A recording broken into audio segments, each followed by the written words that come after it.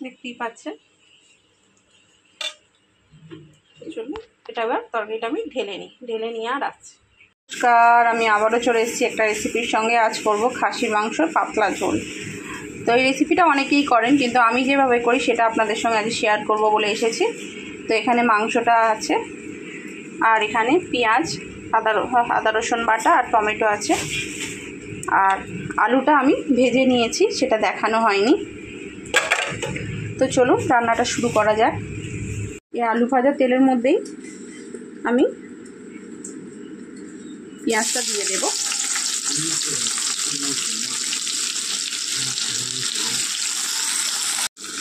আলু পেঁয়াজ টমেটোটা দিয়ে দিয়েছি,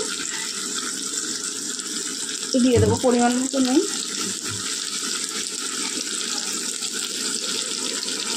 পেঁয়াজটা একটু হালকা করে ভেজে নেব। তো চলুন পেঁয়াজটা হালকা করে ভাজা হয়ে যাক আর আসছি। পেঁয়াজটা হালকা করে ভাজা হয়ে গিয়েছে, খুব বেশি ভাজা হয় দরকার নেই।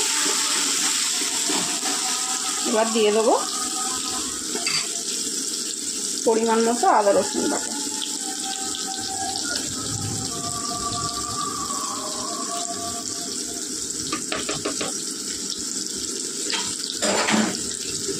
আদা রসুন বাটাটা দিয়ে একটু কষিয়ে নেব।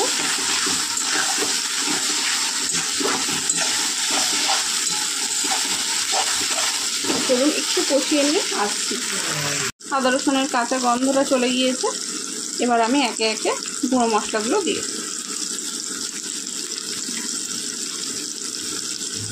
জিরে ধনে গুঁড়ো, হলুদ গুঁড়ো,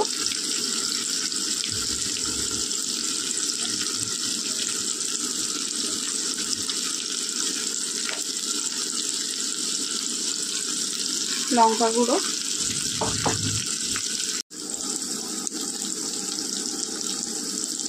গরম মশলা গুঁড়ো।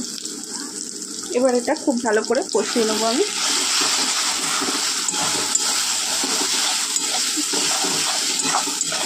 চলুন খুব ভালো করে কষিয়ে নিয়ে আর আসছি।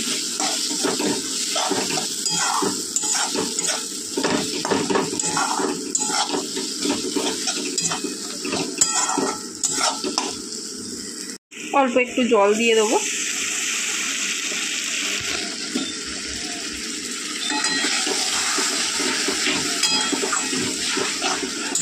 এবার তেল ছেড়ে যাওয়া অবধি কষিয়ে নেব।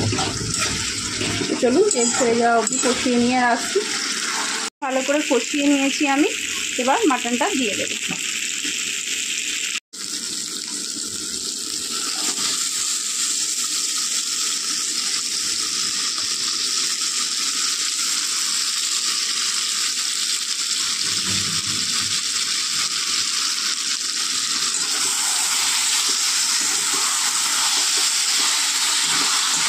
এবার এই মাংসটা আমি 45 মিনিট মতো কষিয়ে নেব।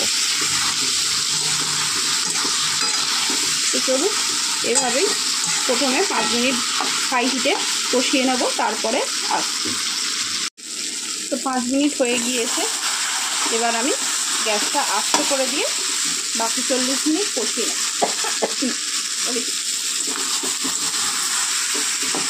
তো চলুন এবার এইভাবেই আস্তে আস্তে কষাতে থাকি। তো চলুন দেখি। এবার এই মাংসটা আমি যেহেতু 45 মিনিট ধরে কষিয়ে নিয়েছি, এবার প্রেশার কুকারে দিয়ে দেবো। তো চলুন একেবারে প্রেশার কুকারে ট্রান্সফার করে নিয়ে আর প্রেশার কুকারের মধ্যে দিয়ে দিয়েছি। আলুটাও সঙ্গে সঙ্গে দিয়েছি। এবার দিয়ে দেবো পরিমাণ মতো জল। যে যেরকম ঝোল খাবেন সেরকমই দেবেন।